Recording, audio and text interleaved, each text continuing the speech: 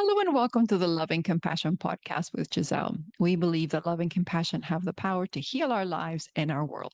Don't forget to like and subscribe for more amazing content. I'd like to take this opportunity to share with you an exciting project that I'm working on with a team of researchers and worldwide guests.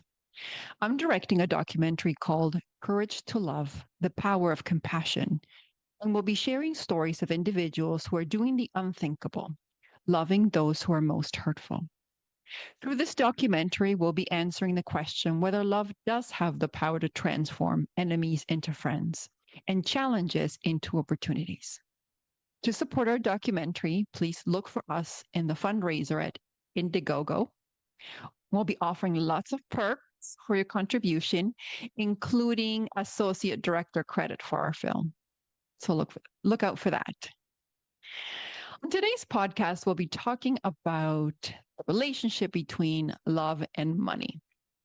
And we have a special guest today. It's my friend Ghary. Ghary David Won is a spiritual explorer who sheds lights on life's depths through hospice care, mortality insights, and a bout of homelessness.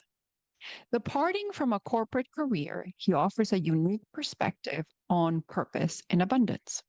In his latest book, Abundant Soul, Abundant Life, he shares love's transformative power for a purposeful existence based on personal discoveries. Please join me in welcoming my friend Ghary. Hi, Ghary. Hi, Giselle. I'm so glad to be here. Yes, thank you for being here with us. We got to talk about love and money, and often those two aren't associated, actually, very seldomly. And so I'm super excited to talk to you and talk about your book. But to begin with, can you tell our listeners what got you started on this journey? Boy, interestingly, I thought I was going to write a book strictly about money. But you actually read the book, it ends up, as you know, it's a book about love. And this has been a long time journey for me. I mean, I've studied with a lot of different people like Wayne Dyer and Neil Donald Walsh, those kind of people. I started journaling from 1991, and Wow. I've been keeping a daily journal. And after a certain point in time, I had a section in there which I call reflections. And what happened was that these are sort of insights that I've had. And over the years, I've realized that those reflections actually come from my guides. Mm-hmm. Love I that. have a And so unexpected, right? Like one of the things I love about this journey that we are on, sort of like with this humanity, is that often the most surprising and most beautiful things are unexpected, right? You went in thinking you were going to write this book on money, and you came out writing this book on love and the relationship with money, right? And so it's been an amazing journey just to watch as a friend. For those of the listeners who haven't yet gotten your book, tell us a little bit about kind of how is money even related to love? I look at money as part and parcel to everything that we wish for or that we work to achieve in this lifetime. Mm. And so it is part of what I call abundance. It Yeah. is everything. So, it's to me the most important thing in life is to experience love in all of its various hues and shades. It starts with loving ourselves, and then when we have enough love within ourselves, we have the desire to express that outwardly to others. And Mm. that's the same as saying something like, what is your passion? Mhm. Because I believe that when we move in that direction and we move towards this place where we feel better about ourselves and feel more worthy, then Yeah. everything that we desire comes to us, right?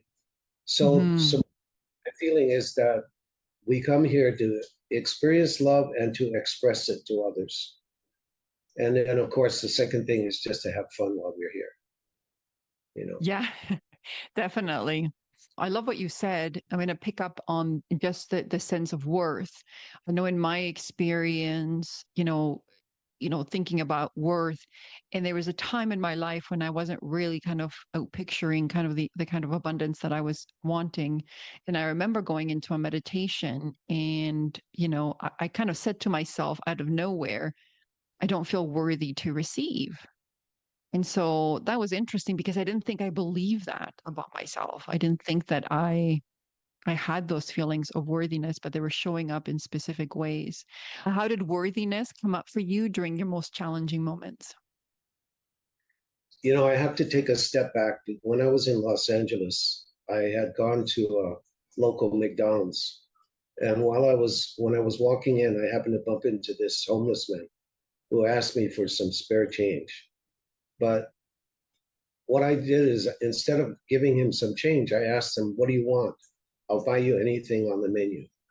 Hmm. So so when I asked him, "What do you want?" he couldn't think of anything. It took him over a minute to figure out what he was going to ask me for.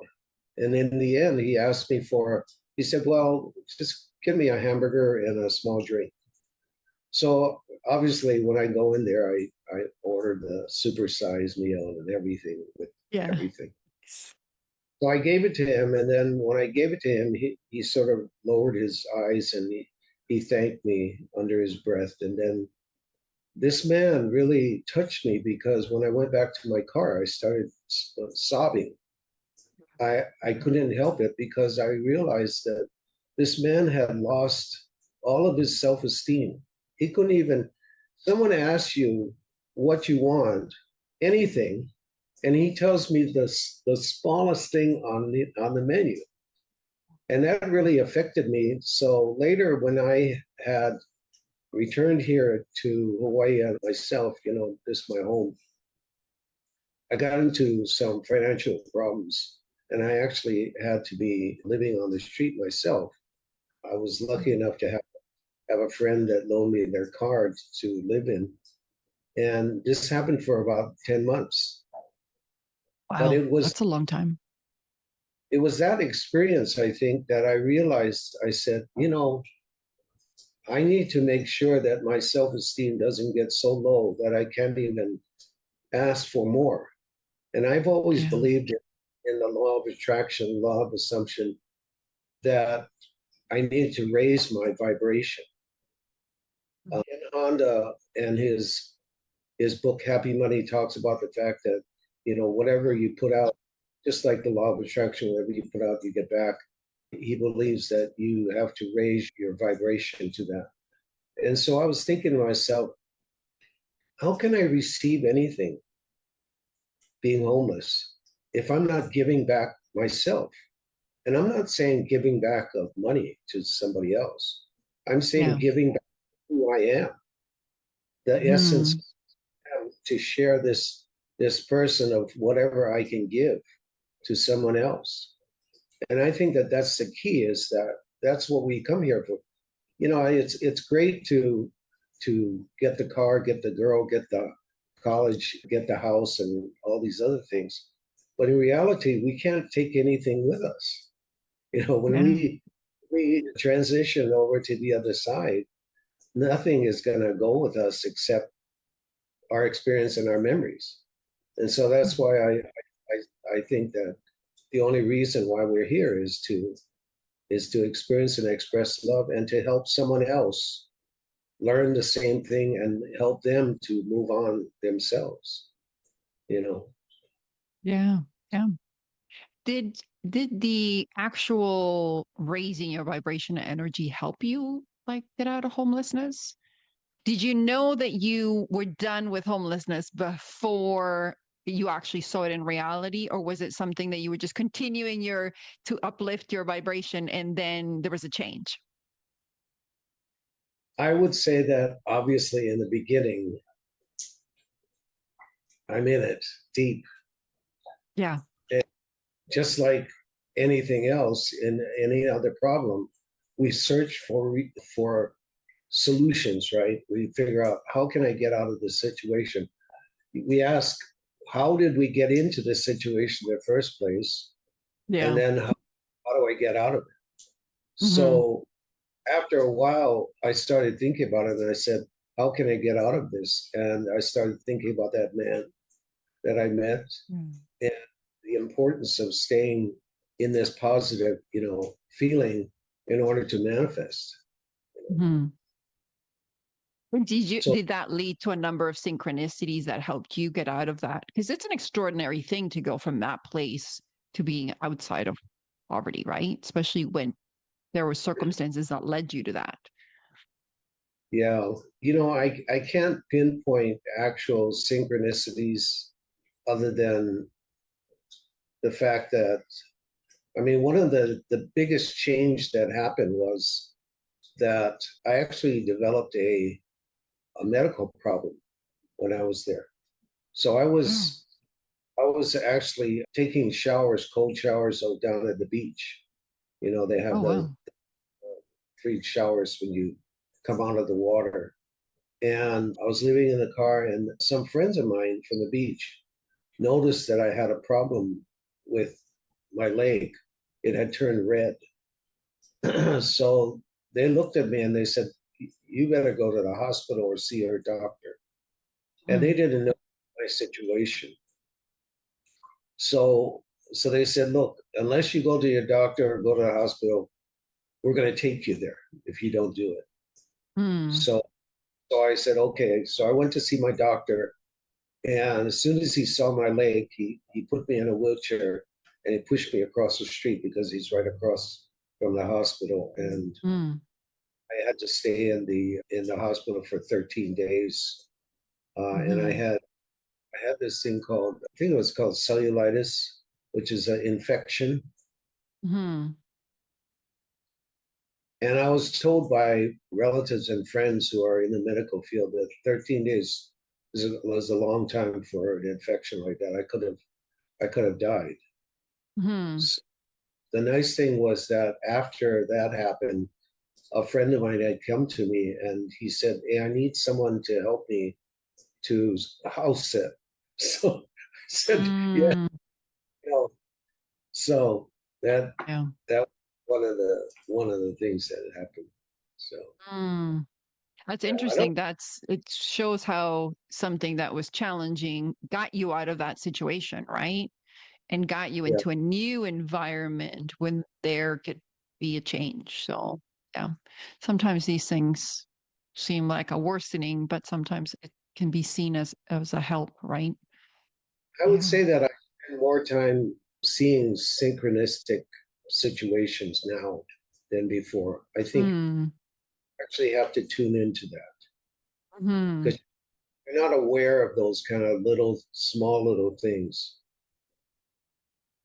It's just going to pass you by. Yeah. Yeah. You know? And I think that Definitely. God or the angels or whatever you want to call it, sends it to us all the time. We put out this desire of what we want, and it said, okay, here you go. And it's like, boom, goes over your head if you don't see it, you know? So Yeah. Yeah. And that was one of the things that I've realized in my life that there were so many times that there were so many it's weird. We think the situations come out of nowhere, right? Like but they're kind of all around us. It's just we just don't see it because we've got these blinders on. It's like when you ask one of your kids to look for something, it's literally right there. And then they're like, I can't find it. And then you just go and pick it up. It was always there. It's just because we have these filters of fear that we are not able to see it. And so that sort of it's been my experience, and that relates to what you were talking about in terms of the being able to kind of expand your awareness of it, right? And be able to see those synchronicities and opportunities when God's source universe is helping you.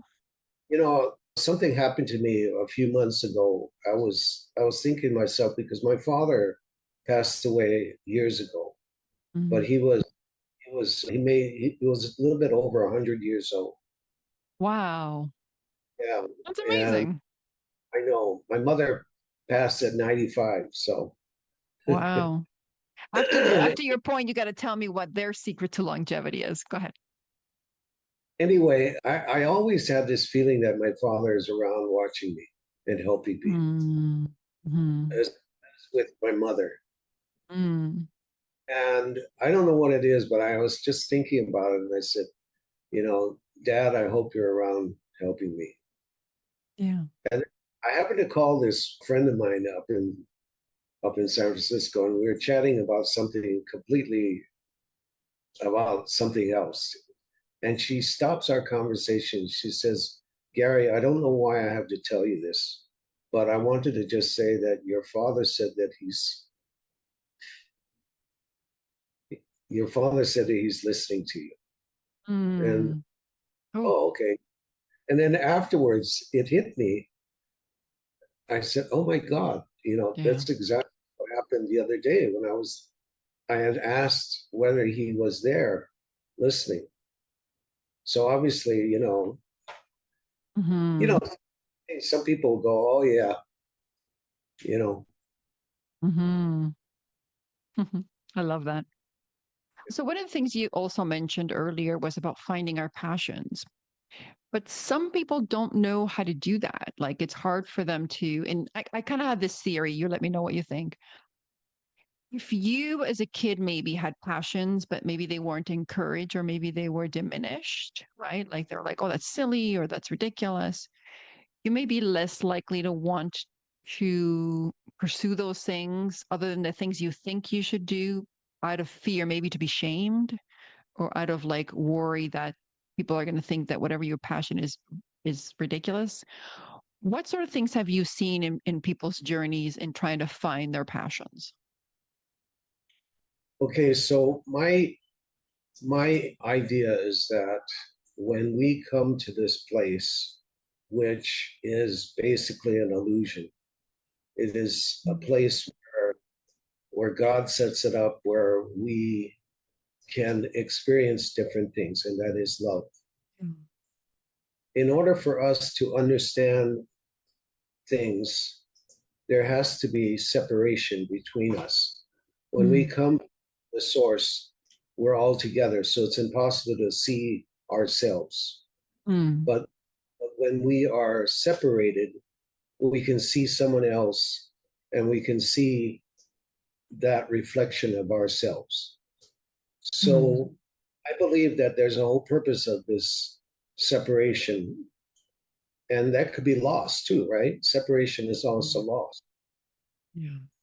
So I think that what happens is that the separation causes us it gives us the ability to contrast things and to look Mm. at things. So Yeah. when we come to this place, we come separated, and the ego develops as a young child in order to help us understand what separation is. Hmm. The first known thing is when they cut the umbilical cord, right? Or Yeah. when you're with your mother and then you're pulled away from her breast and you realize Hmm. I'm not connected with my mother anymore.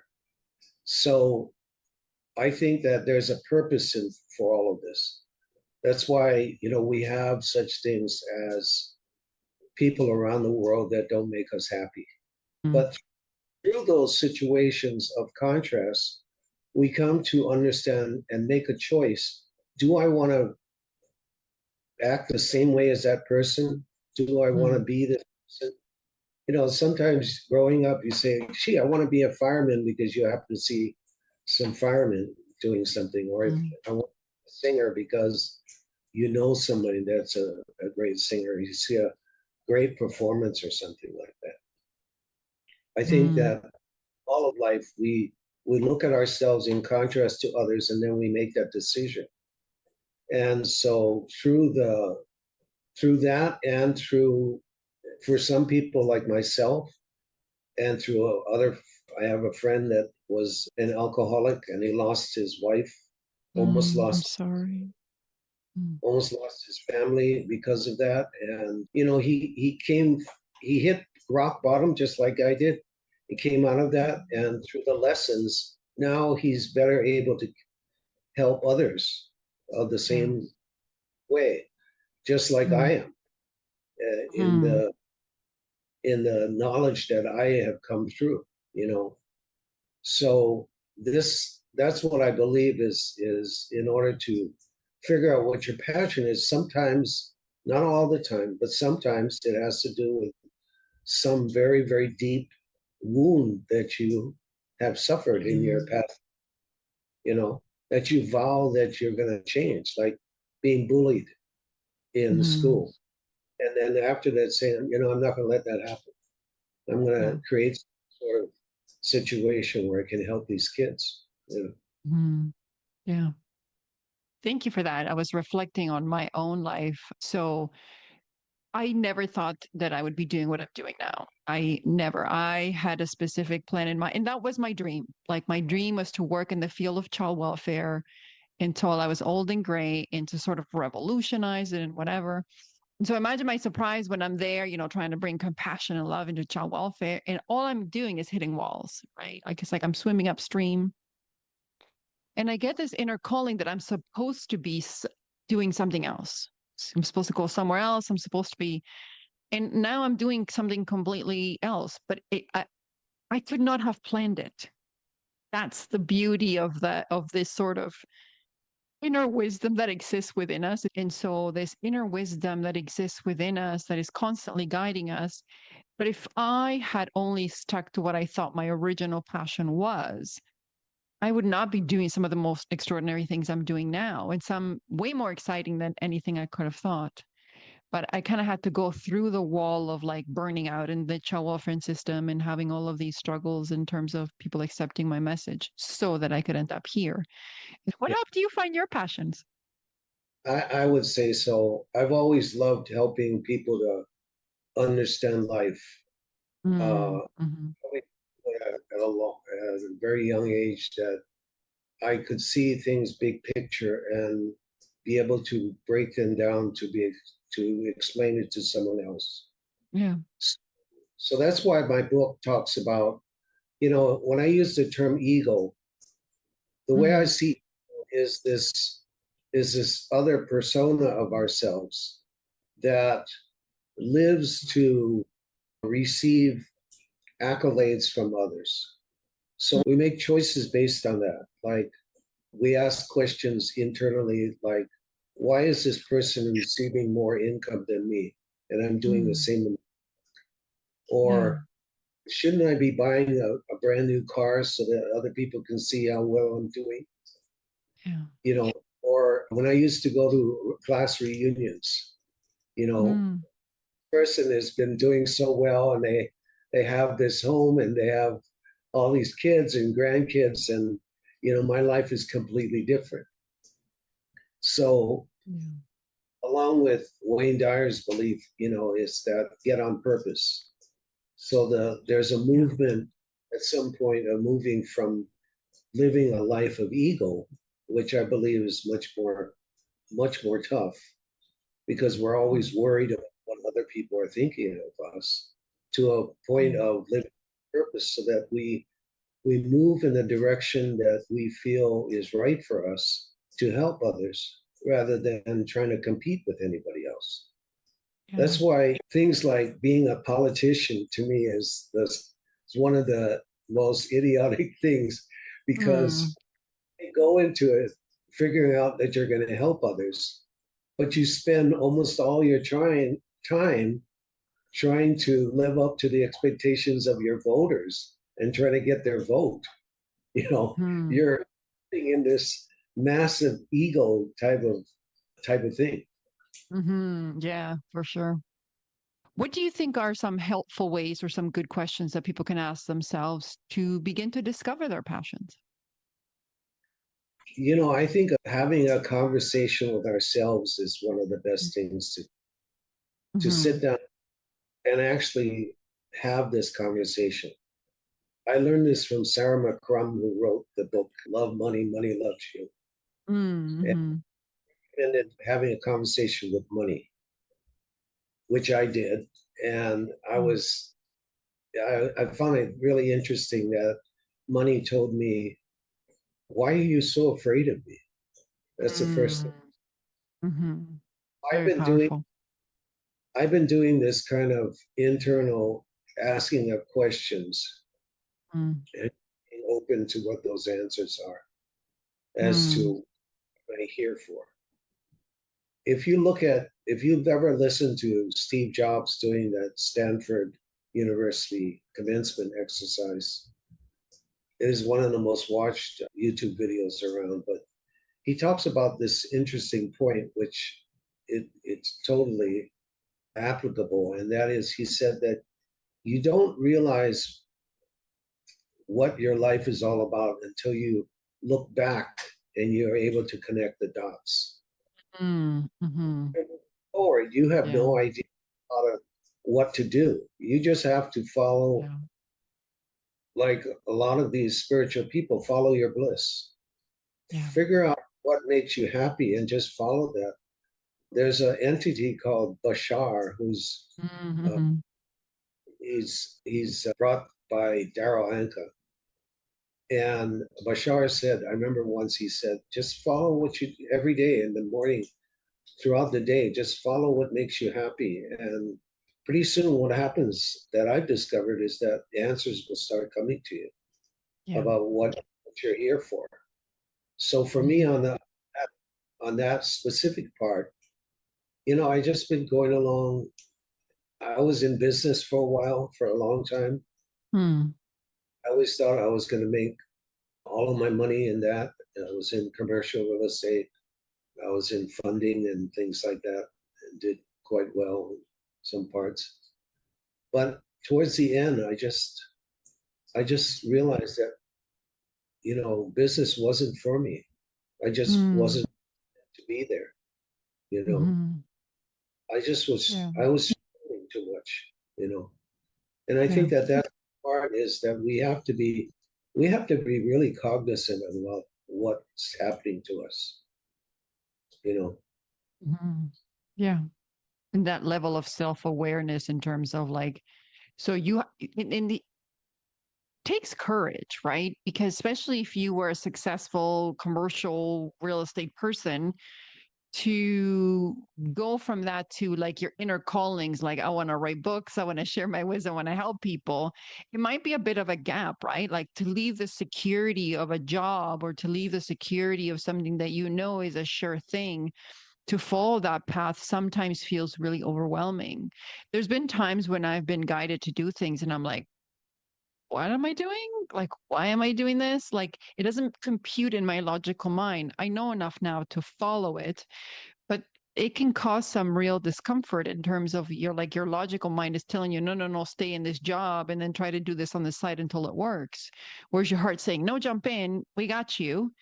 And if you grew up in an environment where you didn't trust like me, I grew up with parents that experienced not so great childhoods and they didn't trust people, they didn't trust life, they didn't trust themselves, and so I wasn't taught to trust. And so to go from that into I'm going to trust the universe fully and completely seemed like a big chasm for me. well, it sounds kind of strange, but I think I was fortunate enough that I became homeless, which finally kicked me, in the head Mm, to, gotcha. I describe my life as taking the road less traveled and Mm, mm-hmm. often Yeah. taking detours along the path to look at different things in my life, and then stopping at a lot of roadside distractions, right? Yeah. So, Yeah. but I have to say that following that inner voice of ours and listening, Yeah. probably one of the most important things we can do. Seeing things that are happening to our life, why certain things are happening here, and what what the outcome is, all lead to the same place. And if Yeah. you just, I think is if you just allow it, it opens up to you. Mm-hmm. Yeah. So going back to the question that when you were talking about talk to money, right? Talk to money and see what comes up. How Yeah. do you know for yourself if the answer is coming from your inner self or higher self versus your ego self that's telling you, oh, you should do this or you should do that? Like, how do you know when you're actually listening to your inner guidance versus your ego self that thinks or is like, portraying itself as if it's the higher mind? Well, one of the things that I look at is the solution there to make me look good, or something that Yeah. or something that really is internal to me, because that's what the Yeah. ego is telling me, right? Mm. It's Hmm. saying, do it this way because people are gonna respect you for it, or people are not gonna laugh at you for doing it, Yeah. right? Hmm. The most difficult things in life are the things that we have a fear for, like speaking in public or something like that. Yeah. And yet, and what inside of us, we recognize that this is where we are headed, and that's where we need to be, right? Yeah. So, I think those inner messages come to us. Like for me, a lot of the stuff in my book, I had no clue as to what they were. I mean, when I Mm. wrote, I was thinking, I was reading through some of the passages in my book, and I was thinking, who wrote this? Mm. You know, Hmm. Yeah. but it certainly, I didn't have this thought. None of Mm. the information that I had read in other books had this thought. So I was Hmm. thinking, where did it come from anyway? Yeah. You know, Hmm. It- so I think that's the trust that we have to have. Either Hmm. you even that there is no such thing as God, and there's no such thing as inner guidance, then it's not going to happen until Yeah. you get to where you believe that there is a guiding force for us, and that it's good, that it's not there to punish us, but it's there to help us. Mm. It's that Neil Donald Walsh talks about the fact that he calls God love. Mm. You know, Yeah. so Yeah. anything that we talk about in this world of love is also God, and God is love. Hmm. Yeah. And if we Mm. come from that place, we are part of it all. We are God, we are love, Hmm. right? Yeah. Yeah. The other thing Love that. too, is that most people believe love and happiness comes from outside of us. Yeah. True. That's a, that's a big issue that a lot of people, you see a lot of things. I'm not into relationship. I'm not suggesting that I am a expert on relationship, but I do Yeah. have to say that I think that love and happiness all comes internally. It's always Hmm. there. It's always been there. That's where we had come from. You can't get rid of it, but you just that we don't realize that we have it here. So we turn to other people, and we turn to other things Hmm. to make us happy, and to make us feel like we're loved. You Yeah. know, Yeah. Yeah. Yeah. yeah. Yeah. I completely agree. I mean, that has been my experience in terms of like, I was a very insecure young person. I didn't think I was lovable or attractive enough and all of these things. And I was constantly looking for outside to tell me that I was worthy. And even from my partner, my current partner, it was like that. And it caused me a lot of suffering. And it was only when I realized that what I was looking for externally, I could give to myself, right? It was when I realized I'm like, I'm the person who's looking to accept myself. And when you tap into that, you tap into this, like you mentioned, this kind of unlimited well. Happiness and love and all of these things are an inside job. So often we're looking for other people. And when I kind of stop having that resistance, the need for people to reassure me, the need for people to validate me and to do all of those things, my relationship with those people changed because I no longer expected them to do that. I could do it for myself. And then sort of like the dynamics changed. But if I hadn't lived it, I probably wouldn't have believed it, if you know what I mean. Yeah, Yeah. absolutely. Like what you had told me months ago or the other year when we were talking about it, that you said that when you had found love inside yourself, you just kept looking in the mirror and loving yourself. And then Yeah. one day, you know, and that's true. It happens. Yeah. I do have to say one thing that I've done recently that has Mm. really helped is I was working on a bucket list of things that I want to do before I pass. And in doing so, I also made a list of the items. So I went on the website and I found this website that says these are all the great things you can do before you die. And Hmm. I realized that in that list of 50 things, I had done like 20 of them already, Oh, wow. right? That's So amazing. yeah, so I began to realize I said, after all, I'm worth it. I've had You've a lived a full life. Yeah. yeah, Great. Mm. it's actually elevated my idea of my bucket list now. That Hmm. myself to do more. Yeah. Oh, that's so great. Yeah, Yeah. absolutely. Absolutely. Yeah, and I did, sorry, going back to the point you had made about the conversation we had had. That was my experience as well. As I was planting seeds of loving myself, and there was times when I didn't feel anything was changing, and then one day there was like a switch. Yeah. I don't know what determines. It's on the nth day. It could be the second day. It could be like the 850th day for someone. But it's like you're planting seeds and you're just waiting for it to sprout. And the more seeds you plant and the more you tend to it, the more likely it comes out. We just can't determine when it comes out, right? The other thing I wanted to talk about, which you had mentioned, is this concept of death, right?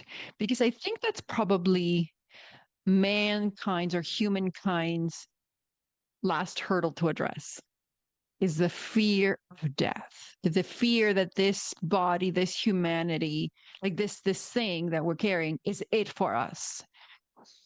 And I think it limits us in a lot of way. A lot of people are just surviving instead of living fearlessly. What helped you overcome your fear of death, and how might that have helped you live more? This is a tough subject Mm. because I believe that there's a reason for feeling this way of loss. Mm. Yeah. It's that big lesson of separation, Mm. that loss, for a infant that dies or a child that dies. I mean, even when my parents died, Yeah. I lost and I was depressed.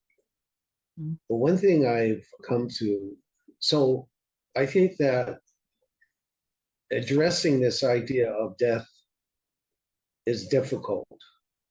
It may take a few lifetimes. I don't know.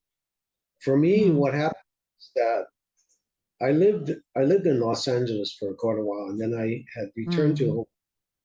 And when I returned to Hawaii, my parents were around 86 years old, thereabouts. Mm. Yeah. And so I kind of was thinking to myself, I should prepare myself for their death, ultimate passing. I didn't realize that I they were think you going to did live. it too early. Go ahead. So I started reading up a lot about the death and dying, Elizabeth Mm. books, a lot of these different books. And one book that changed my life, I don't even remember the name, but it Mm. basically said when when you come to embrace death, you live a much better life because there is no connection or there's no, you know, being held by that. So I did some hospice work actually for about 3 years. I was a volunteer for it. And I sat Mm. with Wow. the doctor, which was an amazing experience. I recommend anybody to donate your time to do that. All you're doing is Mm. rest. I was just doing respite work, which meant that when the families wanted to go to a movie or go out and buy something or do, Mm. they didn't have to worry about their father or mother, that I would be sitting there Yeah. with them Yeah. and doing that. I was fortunate enough to have a gentleman that he actually lived about 13 months before he passed. He Mm, was 96 years old and he passed at 97. And we would have all these wonderful conversations about death and dying, you know. mm, Also facilitated a non-grief death and dying discussion group here in Hawaii mm. because nobody was talking about non-grief stuff. They were talking about Yeah. how to resolve grief. So I started Mm, this. I received, there were so many people at this meeting that we would have twice a month. It was just so much fun. And then I also interviewed a whole bunch of people that were doing near death studies that had an mm, experience. Just so happens the International Association of Near Death Studies, IANS, had their national conference here in Hawaii. So mm, I went to it and I interviewed about 20 or 30 people, not on tape, just talking. And I met this one guy who had told me that he had lost his fear of death. And I mm, asked him, how did you do that? He says, you know, I don't look at life and death the way it is that most people think. I look at it like a circle. It's like an mm, unending circle that we go through, that mm. life and death, right? And Yeah. so he changed me completely. After that, I lost my fear of death. Mm, And then through mhm, the discussion group, we would we would chat about different things. And then through my experience with that man who I sat in yeah. hospice, Yeah. also changed me quite a bit, you know. Mm, mhm. Yeah. Yeah, Wow. I'll tell you a story that in my death and dying discussion group, we were showing videos, and there was this one video of that woman. What was her name? She's a psychic. Her name evades me right now, Sylvia but Brown? no, she's national. This is the one Uh, with the blonde hair? no, Oh, anyway, she's so good. so she's telling this story that she's in the hospital with her grandmother, who was in a coma, and Yeah. the grandmother's Italian, speaks only Italian. So all of a sudden, the grandmother comes out of her coma and she starts speaking to her late husband who had died in Italian. Mhm. So wasn't it wasn't the fact that she was speaking in Italian, but she was chatting with her late husband. And then at some point after the whole episode, she was just sitting there in her bed and she had this big smile on her face. Oh, her name is Jean Houston. Jean Houston.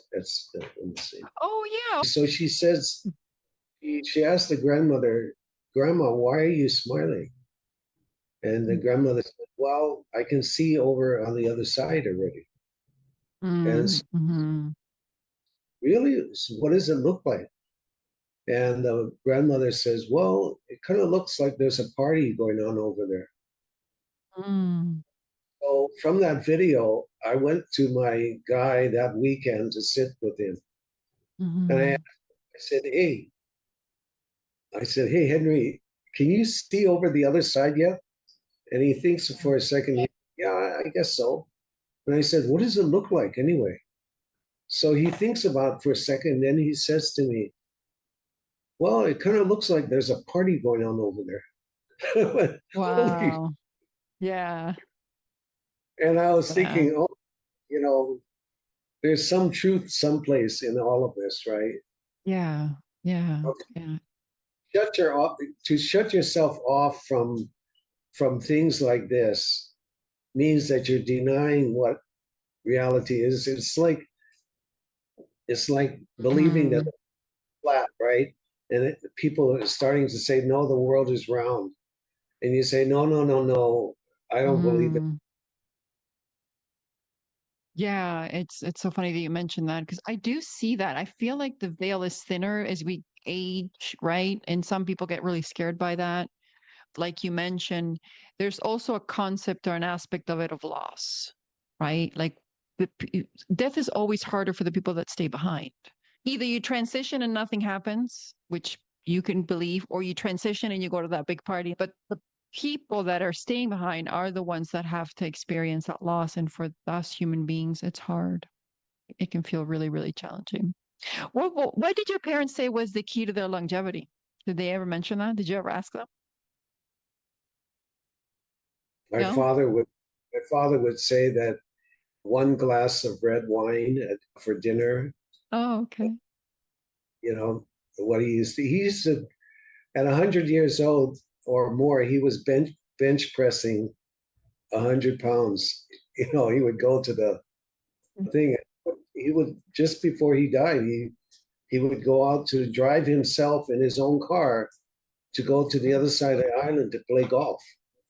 Yeah. You know, I 18 do holes of think golf. physical activity has a lot to do with it, like the mobility, like physical activity, good diet, right? Because, you're moving the chi, right? So it's like the more you move, the less likely you are to kind of decline, right? So that makes a lot of sense. Was your mom as mobile as well, or as No, active? my mother unfortunately had Parkinson's. I'm sorry about that. Yeah. My dad has Parkinson's, so I know what it's like. Yeah. Yeah. Yeah.